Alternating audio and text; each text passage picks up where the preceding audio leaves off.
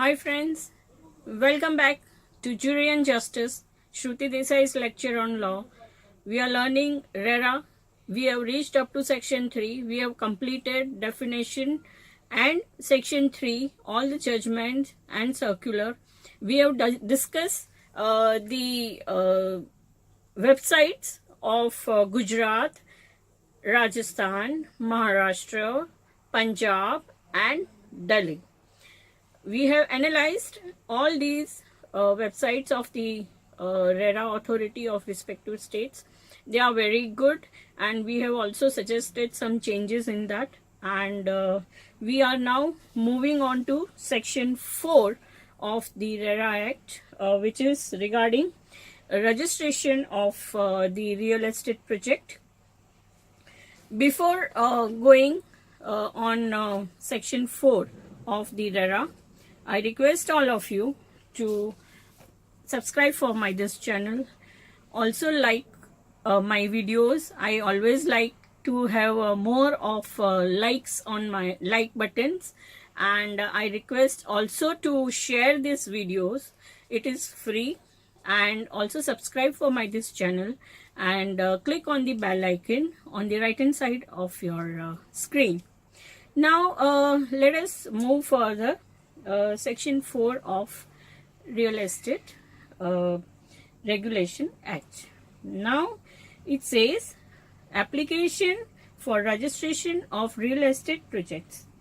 Subsection 1 says every promoter shall make an application to the authority for registration of real estate project in such form and in such manner within such time and accompanied by such fees as may be specified by the regulations made by the authority. So each state has its own fees, and fees is to be decided by the state and not by the center. Center has given the outline, it is to be implemented by the state.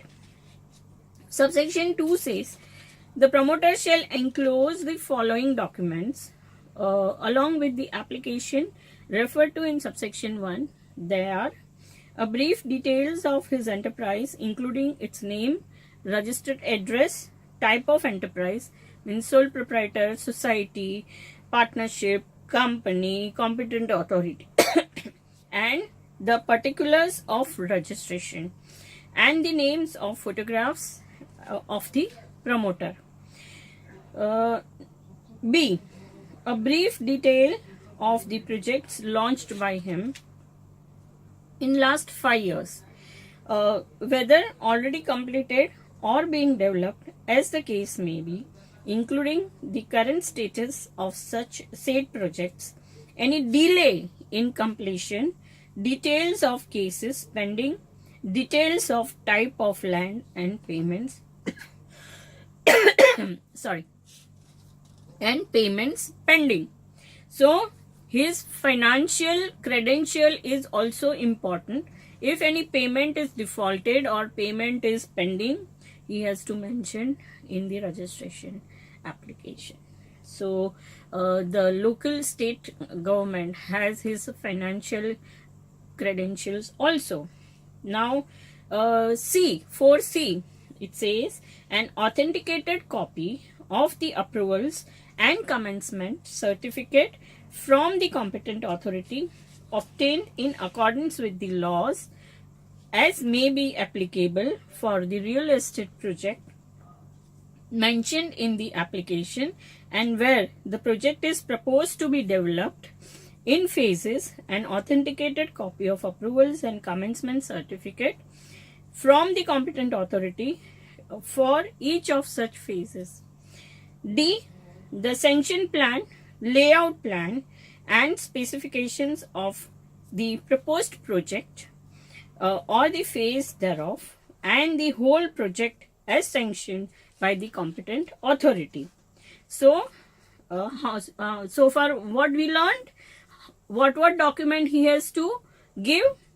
He has to give the brief detail of his enterprise, the nature of enterprise, that is sole proprietor, partnership or a company, then last 5 years financial credentials, the outstanding amount or any default he has to mention, Then authenticated copy of commencement certificate, layout plans, and if it is in phases, then the layout of phase 1, phase 2, etc.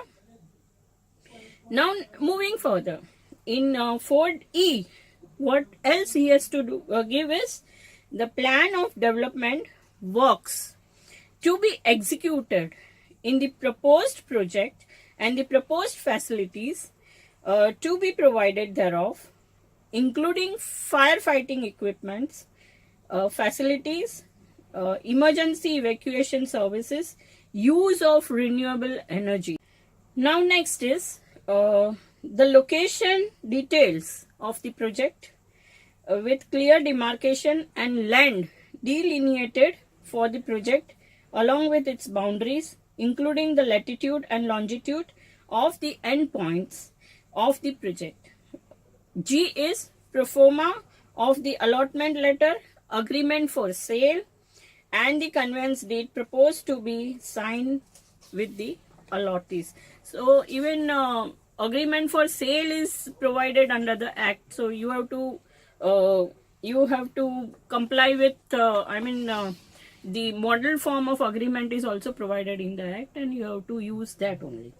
Now H is the number, type, and the carpet area of apartments for sale in the project, along with the area of the exclusive balcony or veranda areas and the exclusive open terrace areas, apartment with the apartment if any. So what are the numbers? The type: 1 BHK, 2 BHK, 1.5 BHK, 2.5 BHK. Everything builder has to furnish to the RERA authority.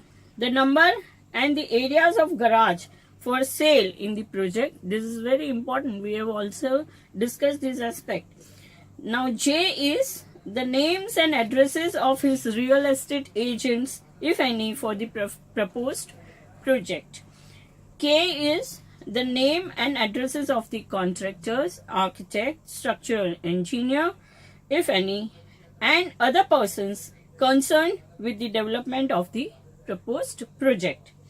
L is a declaration supported by an affidavit which shall be signed by the promoter or any person authorized by the promoter, stating that A, he has a legal title to the land on which the development is proposed, along with the legally valid document with authentication of such title if such land is owned by another person. So the dispute of land will reduce now, because here the developer gives an affidavit to the authority.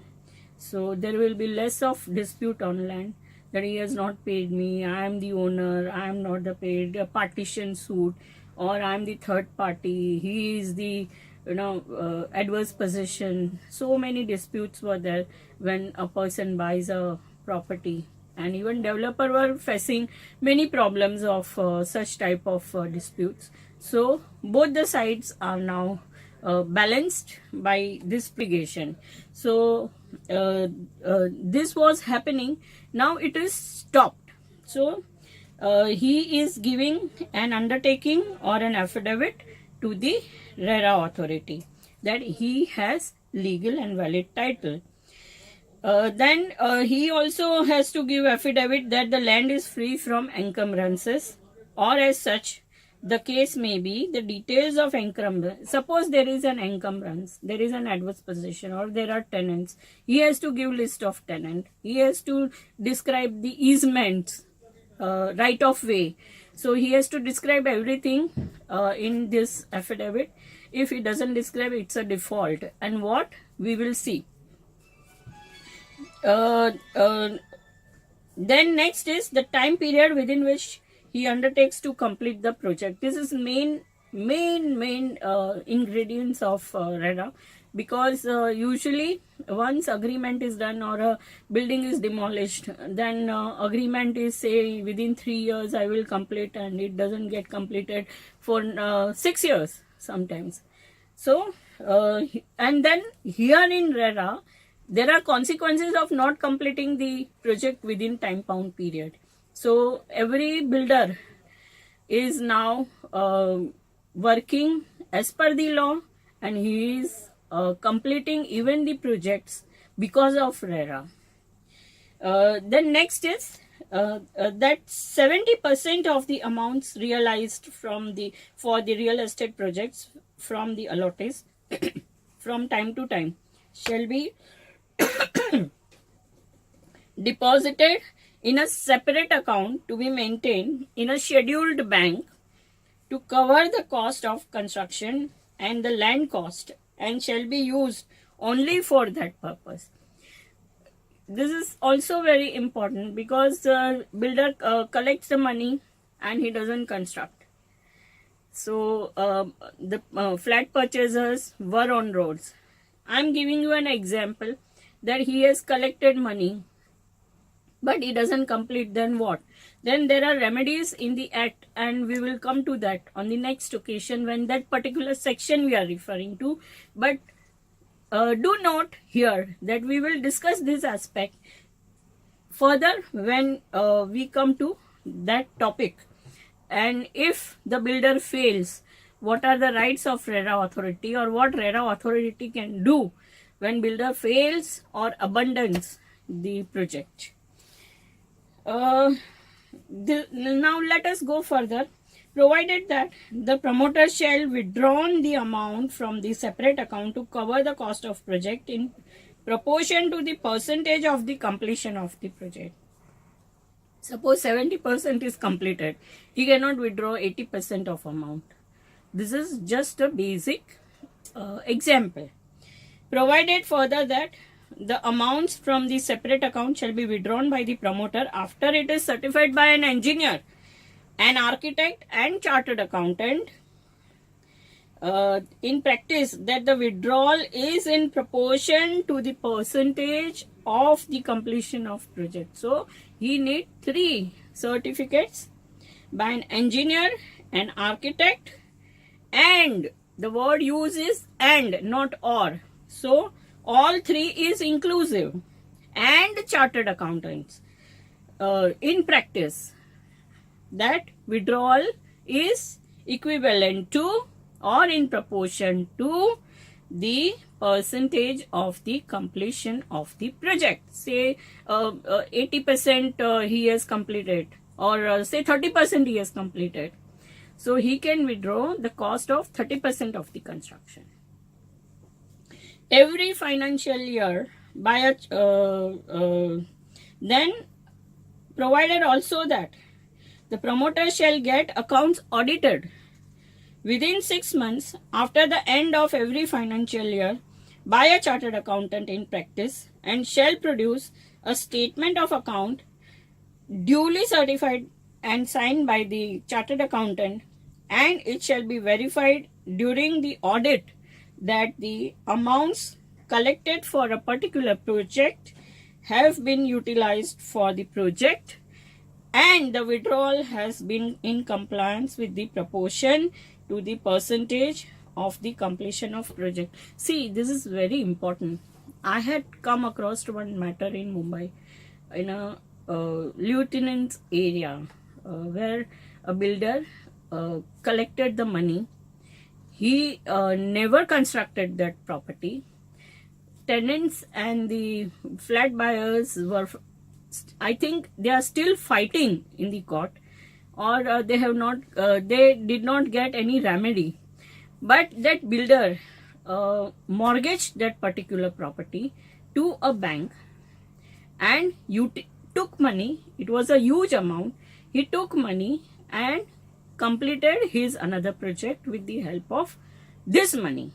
Now what has happened is that other project is completed, but this project, though mortgaged, it is not developed.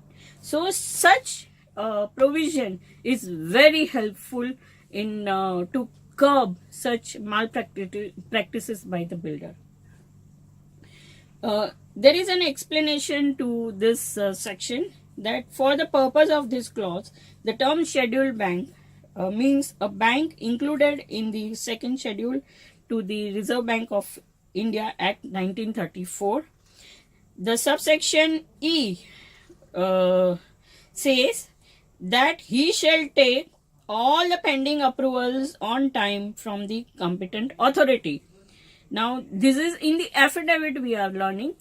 So, we will summarize when we come to the end of this section. Then F is he has furnished such other documents as may be prescribed by the rules or regulations made under this act, and such other information and documents as may be prescribed.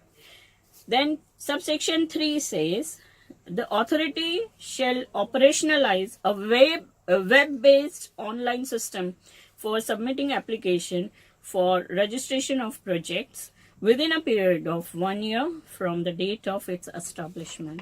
So now let us summarize. Section 4 we are learning application for registration, what documents you require for the promoter. This is only for the promoter we are learning. He is to pay fees as prescribed by the state government or a state real estate authority. Brief details of his enterprise, that is a firm or a company or whatever it may be.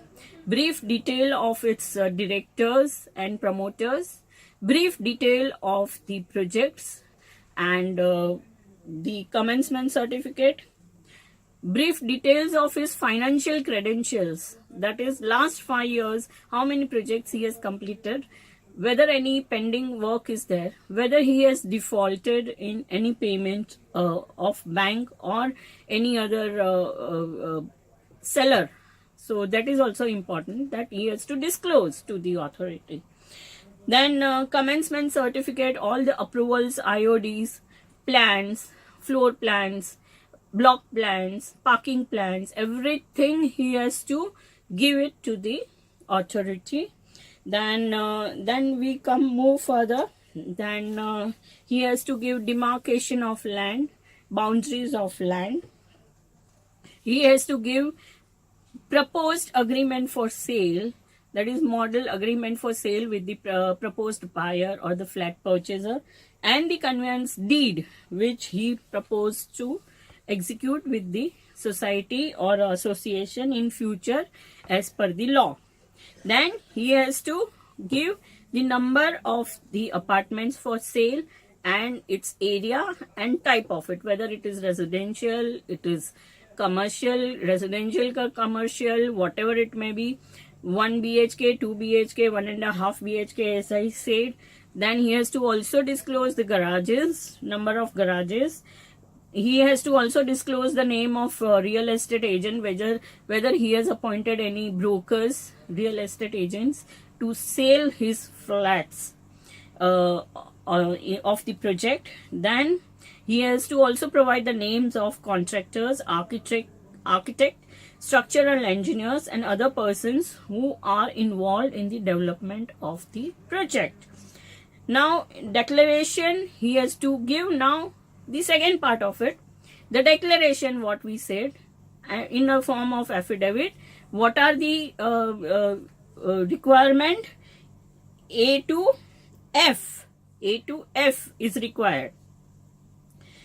That he has a legal title, there is no dispute, there is no encumbrance. If there is an encumbrance like right of way, easementary right, tenancy right, adverse possession, mortgage, etc., that he has to disclose. And he also disclosed whether any loan is pending or any equitable or other kind of a mortgage is there.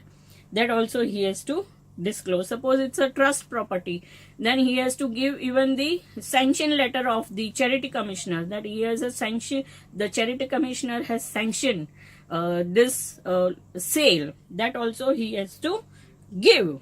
Now then 70% of the amount received by him for the real estate project from the allottees to be deposited and maintained in a separate bank account, and bank should be a scheduled bank.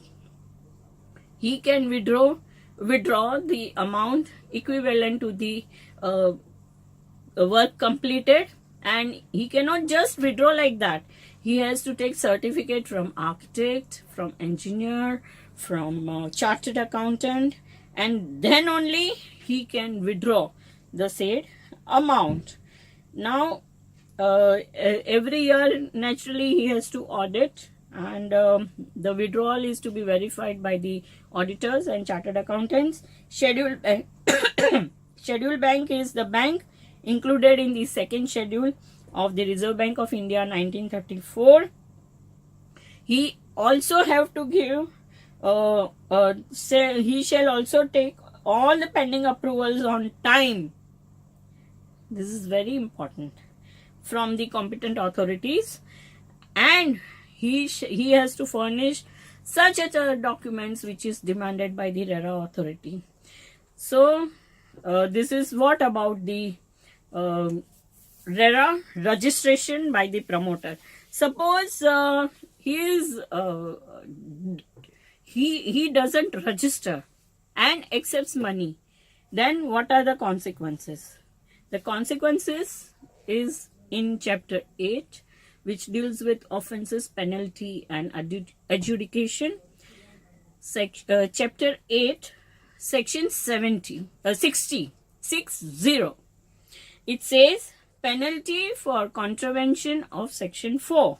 If any promoter provides false information or contravenes the provisions of section 4, he shall be liable with the penalty, which may extend up to 5% of the estimated cost of the real estate project as determined by the authority.